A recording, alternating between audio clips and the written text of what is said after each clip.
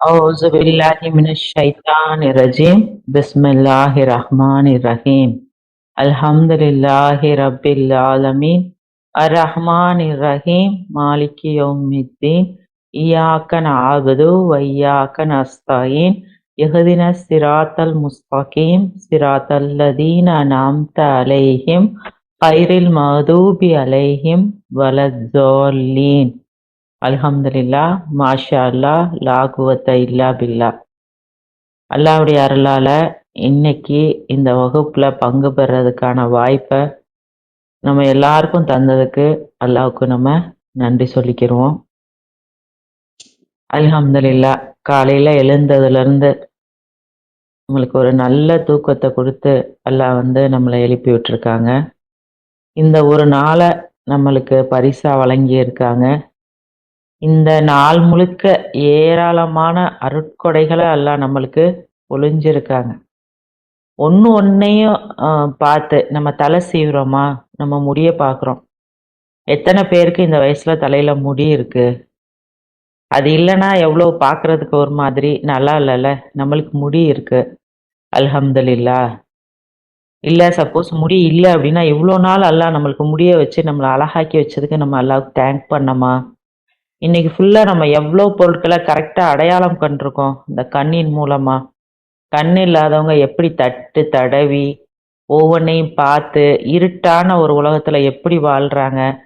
நம்ம எப்படி காலையில சூரிய வெளிச்சத்துல இருந்து நம்மளுடைய கலர்ஃபுல்லான உணவுகள்ல இருந்து முதல்ல கண்ணு தான் எல்லாத்தையும் பார்க்குது, உண்ணுது. அதுக்கப்புறம் தான் நம்ம வாய் அதை சாப்பிடுது இல்லையா?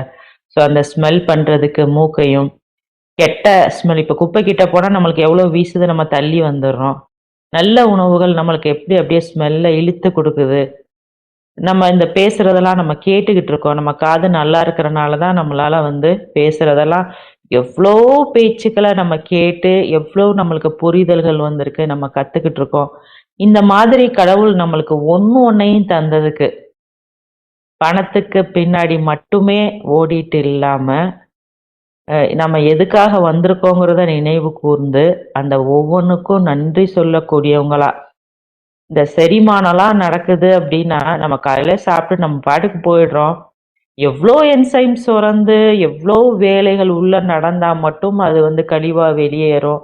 அதுக்குள்ள எவ்வளோ வேலை நடக்குது. இதுக்காக நம்ம ஏதாவது எஃபர்ட் போடுறோமா, எதையாவது உள்ள கமெண்ட் பண்றோமா? ஒண்ணுமே இல்லை. அது பாட்டுக்கு நடக்குது. அதுக்கு நம்ம அல்லாவுக்கு எவ்வளோ தேங்க் பண்ணணும்.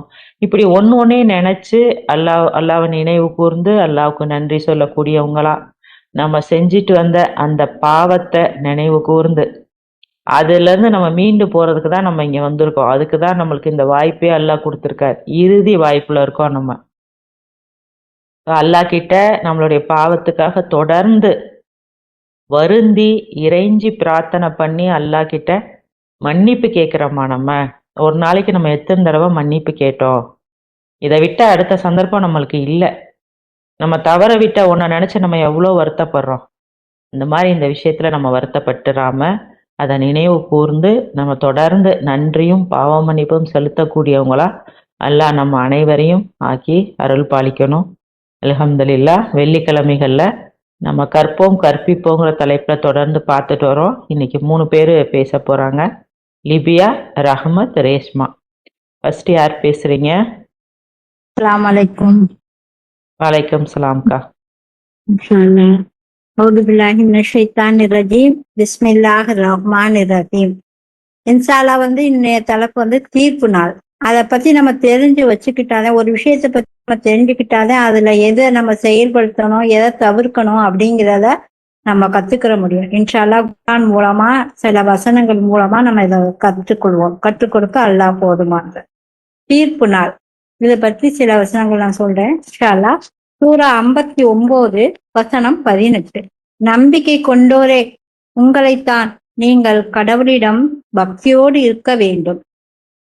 மேலும் ஒவ்வொரு ஆத்மாவும் நாளைக்கு என முற்படுத்தி அது அனுப்பி இருப்பது என்ன என்பதை பரிசீலித்து கொள்ளட்டும். நீங்கள் கடவுளிடம் பக்தியோடு இருக்க வேண்டும். நீங்கள் செய்கின்ற ஒவ்வொன்றையும் கடவுள் முற்றிலும் நன்கு அறிந்திருக்கின்றார். இந்த உலக வாழ்க்கை நிரந்தரமானது இல்லை. ஒரு நாள் இந்த உலகம் முடிவுக்கு கண்டிப்பா வரும். அதன் பின் ஒவ்வொரு மனிதனும் அல்லாஹ் முன்னால நிறுத்தப்பட்டு தனது வாழ்க்கையில செய்த எல்லா செயலுக்கும் நம்ம கணக்கு கொடுக்க வேண்டிய நாள் வரும். இதுதான் தீர்ப்பு நாள். இவ்வுலக வாழ்வு ரொம்ப மிக குறியது. ஆனா நம்ம செய்யும் நன்மை தீமை மறுமையில நமக்கு முன்னால நிறுத்தப்படும். இன்ஷா அல்லாஹ். சூரா 26ல 88, 89. பணமோ அன்றி பிள்ளைகளோ உதவ இயலாத நாள் அதுவாகும்.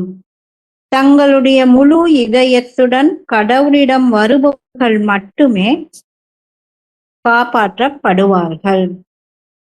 இந்த உலகத்துல மனுஷன் செல்வம், பதவி, அழகு, புகழ்ந்து தேடுறான். ஆனா நம்ம மறுமையில நம்ம நம்பிக்கை, நம்மளுடைய நற்கர்மங்கள், அல்லாஹ்வோட மேல உள்ள பக்தி, பயம் மட்டும்தான் மறும நாள்ல நமக்கு துணையா இருக்கும். அதை நம்ம புரிஞ்சு நம்ம செயல்படுத்திக்கிறோம். இன்ஷா அல்லாஹ். அடுத்த வசனம் 80, சூரா 80ல 30, 33ல இருந்து 37 வரை. பின்னர் ஊதுதல் நிகழ்ந்தேறும் போது அதுதான் ஒருவன் தன் சகோதரனிடமிருந்து விரண்டோடும் நாளாகும். தன் தாய் மற்றும் தந்தையிடம் இருந்து, தன் வாழ்க்கை துணை மற்றும் பிள்ளைகளிடம் இருந்து. அவர்கள் ஒவ்வொருவரும் அந்நாளில் தன்னுடைய சொந்த தலைவிதியை பற்றியே கவலைப்படுவர். இன்ஷா அல்லாஹ். அந்த தீர்ப்பு நாள்ல மனுஷன் சகோதரன், தாய், தந்தை, மனைவி, பிள்ளைகளெல்லாம் விட்டுட்டு ஓடிடுவான்னு குர்ஆன் வசனம் சொல்லுது. நம் தன்னை பற்றி தான் கவலைப்படுவான்னு சொல்லுது. அப்ப நம்ம அதுக்குரிய தயாரிப்பை நம்ம இங்க இருந்தே இந்த வாழ்க்கையிலேயே நம்ம தயாரிச்சுக்கிறணும். இன்ஷா அல்லாஹ். அவர்களுடைய 24வது அத்தியாயத்துல 24, 25. அவர்களுடைய, நான் பேசுறது கேக்குதாமா? கேக்குதுக்கா? கேக்குதுக்கா. இன்ஷா அல்லாஹ். அவர்களுடைய சொந்த நாவுகளும் கரங்களும் பாதங்களும் அவர்கள் செய்த ஒவ்வொன்றுக்கும் சாட்சி பகர்கின்ற அந்நாள் வரும். அந்நாளில் அவர்களுடைய காரியங்களுக்காக கடவுள் அவர்களுக்கு முழுமையான கூலி கொடுப்பார். மேலும் கடவுள்தான் சத்தியம் என்பதை அவர்கள் கண்டு கொள்வார்கள். அதனால நமக்கு எதிரா நம்மளுடைய நாவு, கை, காலு எல்லாமே நமக்கு எதிரா சாட்சி சொல்லணும்னு நல்லா சொல்றோம். இங்க யாரு நம்ம பார்க்கலன்னு நம்ம எதையாவது நம்ம செய்யலாம், இங்க யாரு நம்மளை பார்க்கல அப்படின்னு. ஆனா நம்ம செய்யற அனைத்து செயலுமே அல்லாஹ்விடம் மறைவாகவே இல்லை, எல்லாமே நமக்கு பதியப்படுது. இன்ஷா அல்லாஹ். 99வது அத்தியாயத்துல 7, 8 பார்ப்போம். எவரேனும் ஓர் அணுவின் எடையளவு நல்லது செய்தாலும் அதனை காண்பார். மேலும் எவரேனும் ஓர் அணுவின் எடையளவு தீமை செய்தாலும் அதனை காண்பார். 39ல எனவே நம்ம அதிகமா நன்மை செஞ்சு பாவத்துக்கு வருந்தி தீமை செய்வதிலிருந்தும் இருந்தும் நம்மளை பாதுகாத்து நம்ம அந்த மறுமை நாளுக்காக நம்ம தயார்படுத்தி கொள்வோம். 39வது சூறால 53வது வசனம். பிரகடனிப்பீராக, வரம்புகளை தாண்டிவிட்ட என் ஊழியர்களே, கடவுளின் கருணையில் ஒருபோதும் நம்பிக்கை இழந்து விடாதீர்கள். ஏனெனில் கடவுள் எல்லா பாவங்களையும் மன்னிக்கின்றார். அவர்தான் மன்னிப்பவர், மிக்க கருணையாளர். எனவே நம்ம நம்மளுடைய தொழுகையை நம்ம கரெக்டா தொழுகிறோமா, பக்தியோடு தொழுகிறோமா அப்படிங்கிறத நம்ம முழுமையா பக்தியோடு தொழுகிறதுக்கு முயற்சி செய்யணும். குர்ஆனை ஓதி அதுல அந்த விஷயங்களை நம்ம கற்றுக்கொள்ளணும். பிறருக்கு தீங்கு செய்வதை நம்ம தவிர்த்து கொண்டு அல்லாஹ்வை அதிகமா நினைவு கூறுவோம். இன்ஷா அல்லாஹ். தொடர்ந்து ஒரு 4 வசனம் பார்ப்போம். சூரா 2ல 281. நீங்கள் கடவுளிடம் திருப்பப்பட்டு மேலும் ஒவ்வொரு ஆத்மாவும் சிறிதளவும் அநிமின்றி அது செய்த ஒவ்வொன்றுக்காகவும் கூலி கொடுக்கப்படுகின்ற அந்நாளை குறித்து எச்சரிக்கையுடன் இருந்து கொள்ளுங்கள். 3வது அத்தியாயத்துல 10வது வசனம், 25வது வசனம். கடவுளுக்கு எதிராக அவர்களுடைய பணத்தாலோ அன்றி அவர்களுடைய பிள்ளைகளாலோ நம்ப மறுப்பவர்கள் ஒருபோதும் உதவி செய்யப்பட மாட்டார்கள். அவர்கள் நரகத்திற்குரிய எரிபொருளாக இருப்பார்கள். தவிர்த்துவிட முடியாத அந்த நாளில் அவர்களை நாம் ஒன்று திரட்டும் போது அவர்களுக்கு அது எப்படி இருக்கும்? ஒவ்வொரு ஆத்மாவுக்கும் சிறிதளவும் அநீதமின்றி அது சம்பாதித்தது எதுவாயினும் அதற்குரியது கொடுக்கப்படும். 6வது அத்தியாயத்துல 134வது வசனம், உங்களுக்கு வாக்களிக்கப்பட்டுள்ளது நிகழ்ந்தேறியே தீரும், மேலும் நீங்கள் ஒருபோதும் அதிலிருந்து தப்பித்து விட இயலாது. 51வது அத்தியாயத்துல 5, 6, உங்களுக்கு வாக்களிக்கப்பட்டது நிச்சயமாக நிகழ்ந்தே தீரும், தீர்ப்பு நாள் தவிர்த்துவிட முடியாதது. அவ்வளவு தீர்ப்பு நாள் பத்தி அல்லாஹ் நிறைய வசனத்துல இன்னும் சொல்லிக்கிட்டே இருக்காங்க. அவ்வளவு எச்சரிக்கை பண்ணியிருக்காங்க. நம்ம அல்லாஹ்வுல முன்னால நம்ம நிற்க வேண்டிய அந்த தீர்ப்பு நாளுக்கான தயாரிப்பை நம்ம இந்த வாழ்க்கை, இந்த அல்லாஹ் நம்ம குடிச்சு தந்த வாழ்க்கை வாய்ப்பை நம்ம பயன்படுத்திக்கணும். இன்ஷா அல்லாஹ் அந்த விஷயங்களை எல்லாத்தையும் நம்ம தயாரிக்கணும். இன்னைக்கு நம்ம பேசுறதுக்கு நேரம் இருக்கு, எல்லா விஷயம் செய்யறதுக்கும் நேரம் இருக்கு. நம்மளால தௌபா செய்ய முடியும், நன்மையை செய்ய முடியும். தீர்ப்பு நாள்ல உள்ள பயத்தை உணர்ந்து அந்த நாள்ல வெற்றி பெறும் நல்லடியார்களாக இருக்க அல்லாஹ் அருள் புரியாராக என்று இந்த இதை முடிச்சுக்கிறேன். கற்றுத்தந்த அல்லாவுக்கே எல்லா புகழும், இந்த வாய்ப்பளித்த அல்லாவுக்கே புகழ்ச்சி அனைத்தும். அல்ஹம்துலில்லாஹ். அஸ்ஸலாமு அலைக்கும். வலைக்கம் சலாம். அல்ஹம்துலில்லாஹ், அல்ஹம்துலில்லாஹ். சிறப்பான நினைவூட்டல்கா தீர்ப்பு நாள் பத்தி. இந்த தீர்ப்பு நாள் பத்தி நம்ம தொடர்ந்து கவனத்துல இருக்கமா, இருக்க வேண்டிய ஒண்ணுல நம்ம இருக்கமா அப்படிங்கிறத நம்ம சரி பார்த்துக்கணும். இந்த நாளை நம்ம நினைச்சுக்கிட்டே இருந்தோம்னா நம்மளுடைய காரியங்கள் எல்லாமே சரியானதா இருக்கும். ஆனா நம்ம நினைக்கிறது இல்லை அப்படிங்கிறதான் உண்மை. இங்க யாரும் நம்மளுக்கு சப்போர்ட்க்கு வரமாட்டாங்க, நம்ம வச்சிருக்கிற எந்த பொருளும் வராது. நீங்க சொன்ன மாதிரி நம்ம செஞ்ச அந்த நன்மையான காரியங்களும் நம்ம கேட்ட பாவ மன்னிப்பு தான் நம்மளுக்கு உதவியா இருக்கும்.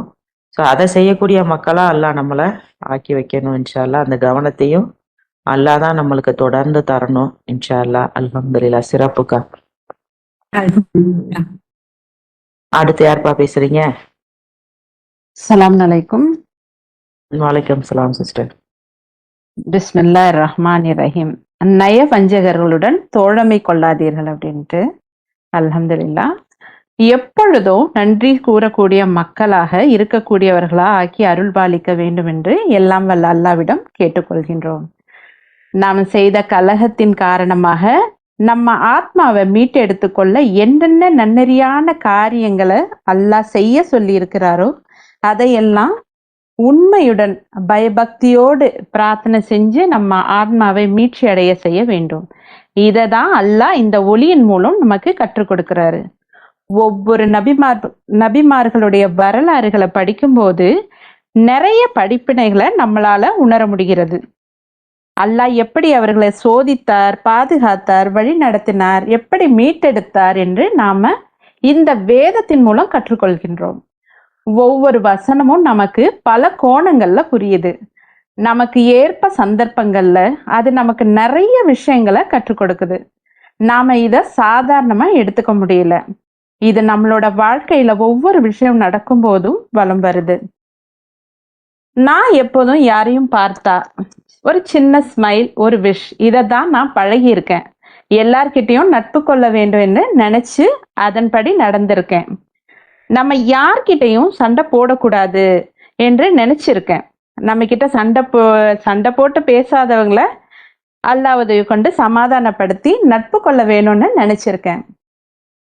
ஆனா சிலர் நாம நல்லா இருக்க கூடாது என்றும் நல்லது எதுவும் நடக்க கூடாது என்றும் நம்ம கஷ்டப்படுவதை காண்பதை விரும்புறாங்க. இந்த மாதிரி மோசமான எண்ணம் உடையவர்கள், இந்த மாதிரி எண்ணம் கொண்டவர்கள் கிட்டையா நாம ஏன் நட்பு எதிர்பார்க்க வேணும்? நமக்கு ஒரு கஷ்டம் துன்பம் ஏற்பட்டா நாம என்ன நினைப்போம்? இந்த நிலை யாருக்குமே வரக்கூடாது யா அல்லாஹ் அப்படின்னு நினைப்போம். ஆனா அவன் நமக்கு 2 கண்ணு போனா பரவாயில்ல, அடுத்தவனுக்கு ஒரு கண்ணாவது போகணும்னு நினைப்பான். வாயில இருந்து ஏதோ தீண்டத்தகாதன பாக்குறது போல முணுமுணுத்துக்கிட்டே போவான். நெஞ்சங்களில் மறைத்து வைப்பவையும் மோசமானதாகும். இந்த குரான் வசனத்தை படிக்கும் போதுதான் நயவஞ்சகர்களை பத்தி அல்லாஹ் இவ்விதமா வெளிப்பாடுகளை தெளிவுபடுத்தியிருக்கிறாரு. சூரா 3:118. நம்பிக்கை கொண்டோரே, உங்களைத்தான் உங்களுக்கு தீங்கிழைக்க நினைப்பதை நிறுத்தாத வெளியாட்களுடன் நட்பு கொள்ளாதீர்கள். நீங்கள் துன்பப்படுவதை காண்பதையும் அவர்கள் விரும்புகின்றனர். அவர்களுடைய வாய்களில் இருந்து வெறுப்பு பொங்கி வழிகின்றது. மேலும் அவர்கள் தங்களுடைய நெஞ்சங்களில் மறைத்து வைத்திருப்பவையோ மிகவும் மோசமானதாகும். நீங்கள் புரிந்து கொள்வீர்களாயின் இவ்விதமாக நாம் இந்த வெளிப்பாடுகளை உங்களுக்கு தெளிவாக்குகின்றோம். நீங்கள் அவர்கள் பால் நேசிக்கின்றீர்கள், அவர்கள் நேசிப்பதில்லை. உள்ளார்ந்த எண்ணங்களை அல்லாஹ் அறியக்கூடியவராக இருக்கின்றார். மாஷா அல்லாஹ், அல்ஹம்துலில்லாஹ். இந்த வசனத்தை படிக்கும் போதுதான் எனக்கு ஒரு தெளிவு கிடைச்சது. நயவஞ்சகர்கள் யாருன்னு அடையாளம் காட்டி அவர்களை நம்ம கிட்ட இருந்து அல்லாஹ் அவர்களை பிரித்து வைக்கிறாரு. இந்த மாதிரி எண்ணம் கொண்டவர்களுடைய நட்பிலிருந்து நம்மளை பாதுகாக்கிறாரு. இந்த மாதிரி நயவஞ்சகர்களிடமிருந்து நாம அல்லாஹ்விடம் உதவி தேட வேண்டும். உறுதியோடு விடாமுயற்சி செய்து நன்னெறியை பராமரித்து வந்தா அவர்களுடைய சூழ்ச்சிகள் உங்களை ஒருபோதும் பாதிக்காதுன்னு இது அல்லாஹ்வுடைய வாக்கு. அவர்கள் செய்யும் ஒவ்வொன்றும் பற்றியும் அல்லாஹ் முற்றிலும் அறிந்திருக்கின்றார். இந்த வசனத்தின் மூலம் இவர்கள் எப்படிப்பட்டவர்கள் என்று தெரிஞ்சுக்கிட்டேன். எப்படி இருக்கணும்ன்றது நான் இந்த குரானின் மூலம் தெரிஞ்சுக்கிட்டேன். அல்ஹம்துலில்லாஹ், புகழ்ச்சி அல்லாஹ்வுக்குரியது. அல்லாஹ் துதிப்பிற்குரியவர், பிரபஞ்சத்தின் இரட்சகர். சலாம் அலைக்கும். வலைக்கம் சலாம். என்ன சிஸ்டர் அதுக்குள்ள முடிச்சிட்டீங்க? ஆமாங்க சிஸ்டர். அல்ஹம்துலில்லாஹ். அதாவது 2 விஷயம் இதுல. ஒண்ணு பாத்தீங்கன்னா, நம்மளை ரொம்ப க்ளோஸா வாட்ச் பண்ணிட்டு நீங்க சொன்ன மாதிரி நம்மளுக்கு துன்பம் வரணும்னு நினைக்கிறது நம்ம கூட ரொம்ப க்ளோஸா இருக்கிற பீப்புள்ஸ், சொந்தக்காரங்க அந்த மாதிரி. பட் அவங்கள பத்தி அல்லாஹ் சொல்லும் போது உறவுகள மேல அக்கறை எடுத்துக்கங்க, சேர்ந்துருங்க அப்படின்னு அல்லாஹ் சொல்றாங்க. ஸோ அந்த மக்கள்ல நம்ம எதுவுமே பண்ண முடியாது. நம்ம கூடயே இருப்பாங்க, ஆனா நம்ம நல்லா இருக்கிறது அவங்களுக்கு பிடிக்காது. ஸோ அவங்களோட அல்லாஹ் சேர்ந்து பிழை பொறுத்து மன்னிச்சு அவங்களோட சேர்ந்து இருங்க அப்படின்னு சொல்லி அல்லாஹ் சொல்றாங்க.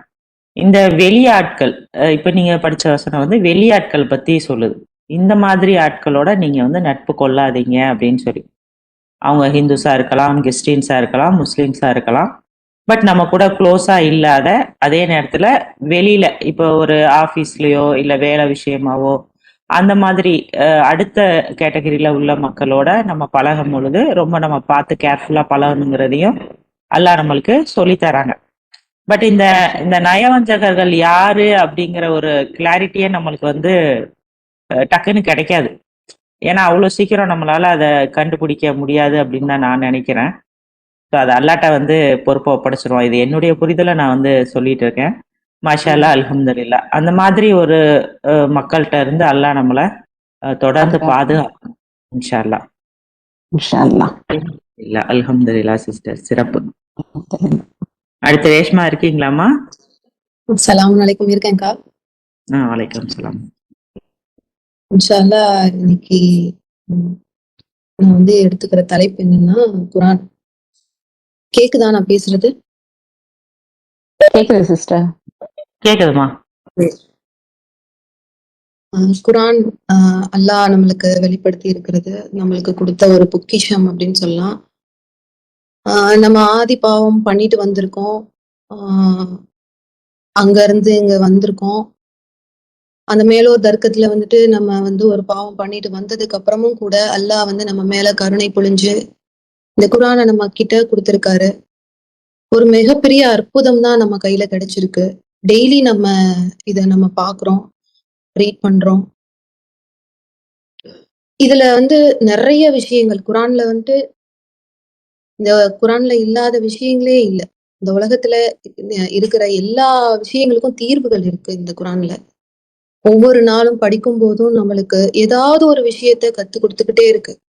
ஒவ்வொரு வசனமும் ஒவ்வொரு நாளும் ஒவ்வொரு விஷயத்த கத்து கொடுத்துட்டே இருக்கு. அப்படி வந்துட்டு நம்மளுக்கு ஒரு மாபெரும் அற்புதம் நம்ம கையில கிடைக்கும் போது நம்ம டெய்லி படிக்கிறோமா, ஒரு வசனமாவது 2 வசனமாவது படிக்கிறோமா அப்படின்றத நம்ம யோசிச்சு பார்க்கணும். ஏன்னா வந்து நம்மளுக்கு எத்தனையோ புக் நம்ம படிக்கிறோம். கதை புக் படிக்கிறோம், ஃபேண்டசி மூவிஸ், ஃபேண்டசி ஸ்டோரிஸ் படிக்கிறோம், புக் படிக்கிறோம். அந்த மாதிரி புக்கெல்லாம் படிக்கும்போது நம்மளுக்கு வந்து கொஞ்சம் போர் அடிக்கும். ஒரு தடவை படிச்சிட்டோம் அப்படின்னா நம்மளுக்கு வந்து ஒரு போரிங் வரும். ஓகே, இந்த கதை நம்மளுக்கு தெரியும் அப்படின்ட்டு. ஆனா குரானை மட்டும் அப்படி நம்ம ஒரு தடவை படிச்சா மட்டும் நம்மளுக்கு அது அந்த மாதிரி நம்மளுக்கு ஒரு விஷயத்த, அதாவது என்ன சொல்றது, அதே அதாவது ஒரு கதை புக்க படிக்கிற அளவுக்கு உள்ள அந்த ஒரு விஷயத்த வந்து தராது. நிறைய விஷயங்களை நம்மளுக்கு வந்து சொல்லி கொடுக்குது. நம்ம வாழ்க்கையில நம்ம நிறைய நம்மளுக்கு சோதனைகள் இருக்கு, கஷ்டங்கள் இருக்கு. அப்படி அப்படி இருக்கும்போது இது வந்து ஒரு நிவாரணமா இருக்கு, மனிதர்களுக்கு ஒரு நிவாரணமா இருக்குன்னு அல்லாஹ் சொல்றாங்க. சூரா 17ல 82ல படிக்கிறேன். அஊது பில்லாஹி மினஷ் ஷைத்தானிர் ரஜீம். பிஸ்மில்லாஹிர் ரஹ்மானிர் ரஹீம். நம்பிக்கை கொண்டோருக்கு நிவாரணத்தையும் கருணையையும் இந்த குரானில் நாம் இறக்கி அனுப்புகின்றோம். அதே சமயம் வரம்பு மீறுபவர்களின் அக்கிரமத்தை தான் இது அதிகரிக்கின்றது. அதாவது நம்பிக்கை கொண்டோருக்கு நிவாரணத்தையும் கருணையையும் இந்த குரான் வந்து நமக்கு கொடுக்குது. நம்ம டெய்லி படிக்கும் போதுதான் அதை நம்ம ஃபீல் பண்ண முடியுது. ஒரு நாள்ல நம்ம வந்துட்டு எத்தனையோ விஷயங்கள் பண்றோம், நம்மளுக்கு நேரம் இருக்கு. ஆனா குரான் படிக்கிறோமா, அதுக்கான நேரத்தை ஒதுக்குறோமா அப்படின்றத நம்ம யோசிச்சு பார்க்கணும். இன்னைக்கு நம்ம குரான் படிக்கல அப்படின்றத மைண்ட்ல வச்சுக்கணும். அப்போ நம்ம இன்னைக்கு குரான் படிச்சே ஆகணும் அப்படின்ற ஒரு கடமையா நம்ம அதை வந்து டெய்லி செய்யணும். அது செய்யும் போது என்ன ஆகுதுன்னா, நம்மளுக்கு நடக்கக்கூடிய விஷயங்கள் எல்லாமே தன்னால சால்வ் ஆகுது. அல்லாஹ் வந்து அதை அப்படியே ஈஸியா சால்வ் பண்ணி கொடுத்துடுறாங்க.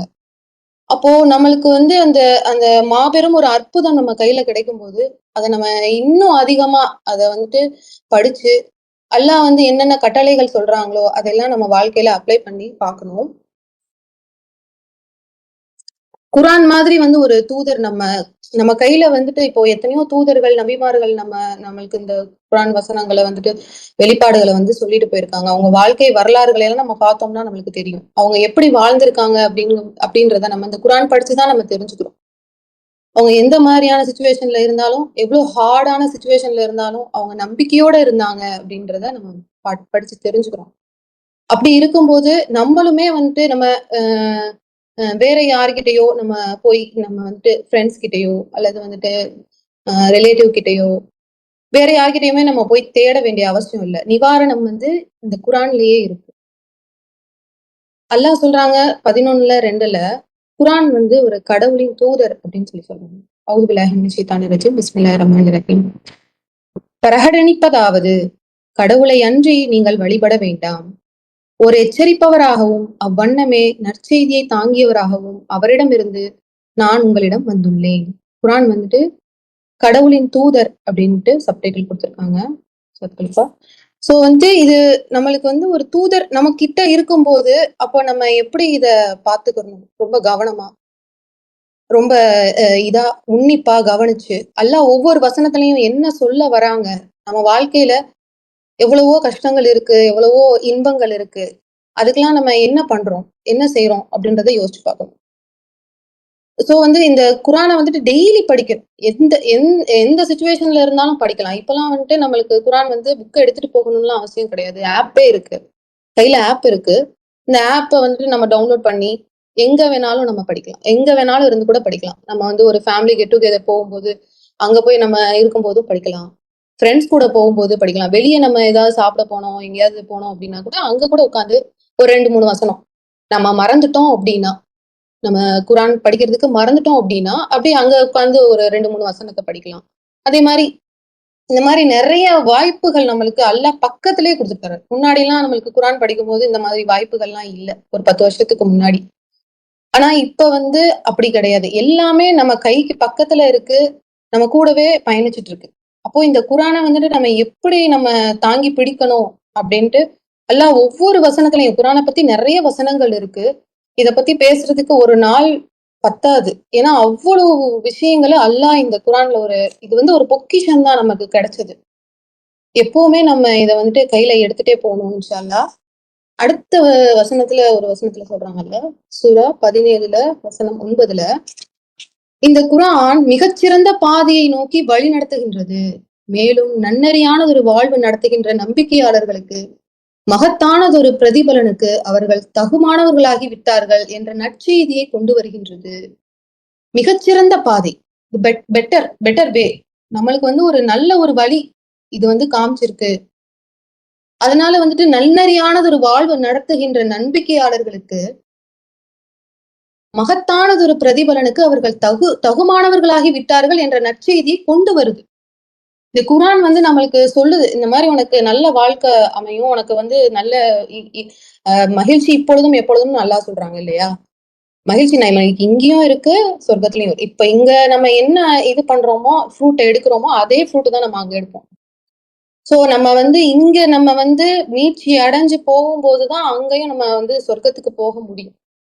அப்படி இல்லாம இத நம்ம புறக்கணிச்சுட்டு நம்ம எதுக்கு படிக்கணும், நம்ம என்ன படிச்சு என்ன பண்ண போறோம், ஒரு வசனம் 2 வசனம் என்ன சொல்ல போகுது, இப்படி நம்ம அதை கடந்து போனோம், அலட்சியப்படுத்திட்டு அதை கடந்து போனோம், அல்லது அதெல்லாம் ஒண்ணும் பெரிய விஷயம் கிடையாது அப்படின்னு நம்ம நினைச்சிட்டு போனோம் அப்படின்னா இதனுடைய ஃப்ரூட்டை நம்மளால டெய்லி ஃபீல் பண்ண முடியாது. இது ஒரு ஃபீலிங். இந்த குர்ஆன் நம்மளுக்கு ஒரு அல்லாஹ் கொடுத்த, அதான் சொல்றது, ஒரு பொக்கிஷம் மாதிரி.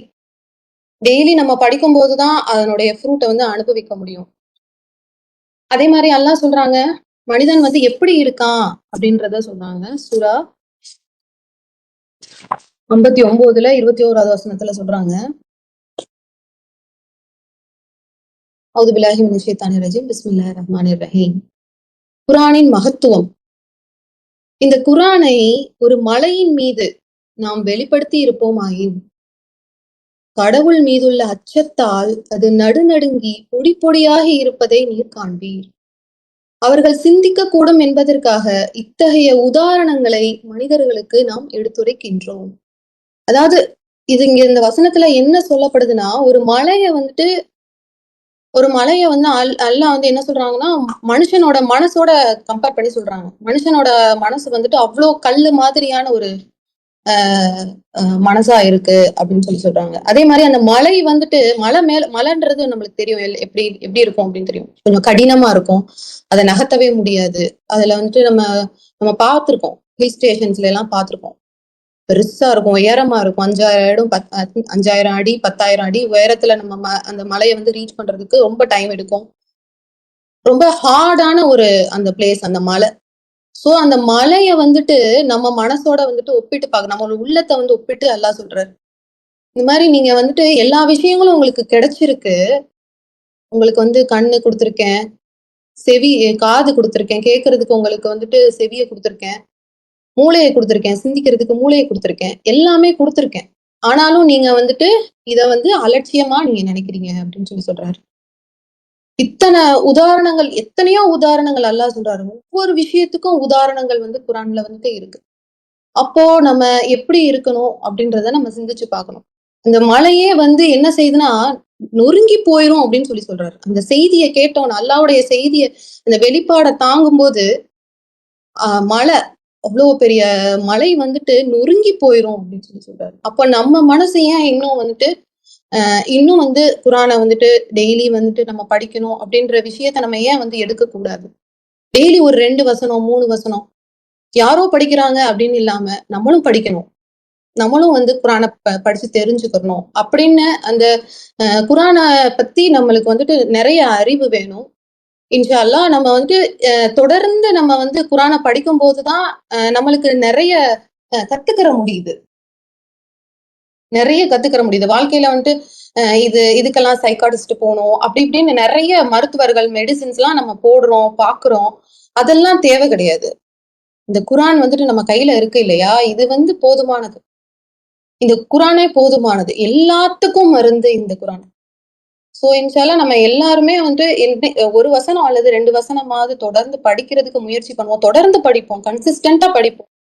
அப்பதான் நம்மளுக்கு நம்ம அல்லாஹ்வுடைய செய்தியை அறிஞ்சு நம்ம பிள்ளைங்களுக்கும் சொல்ல முடியும். நம்ம பிள்ளைங்களுக்கு ஒரு நல்ல ஒரு விஷயத்த சொல்லி கொடுக்க முடியும். நம்ம முதல்ல அறிஞ்சுக்கணும். அப்புறம் நம்ம அந்த அந்த பிள்ளைங்களுக்கு வந்து நம்ம சொல்லி கொடுக்கும்போது அவங்களும் வந்து அடுத்த தலைமுறைக்கு நம்ம கொண்டு போகணும் இல்லையா? நம்மளே படிச்சுட்டு நம்மளே அதை முடிச்சிடக்கூடாதுல்ல. அதனால நம்ம அடுத்த தலைமுறைக்கு நம்ம வந்து சொல்லி கொடுக்கணும். அவங்க வந்து எப்படி குரானை கத்துக்கிறணும் அப்படின்றதையும் நம்ம சொல்லி கொடுக்கணும். இன்ஷா அல்லாஹ் இது வந்து இப்படி நம்ம ஃபாலோ பண்ணா மட்டும்தான் நம்ம வந்து எந்த சொத்தும் பிள்ளைங்களுக்கு நம்ம சேர்த்து வைக்க தேவையில்லை. இந்த குரானை மட்டும், குரான் படிக்கிறத மட்டும் நம்ம சொல்லி கொடுத்தா போதும். குரானை கத்துக்கிறதுக்கு நம்ம சொல்லி கொடுத்தா போதும்.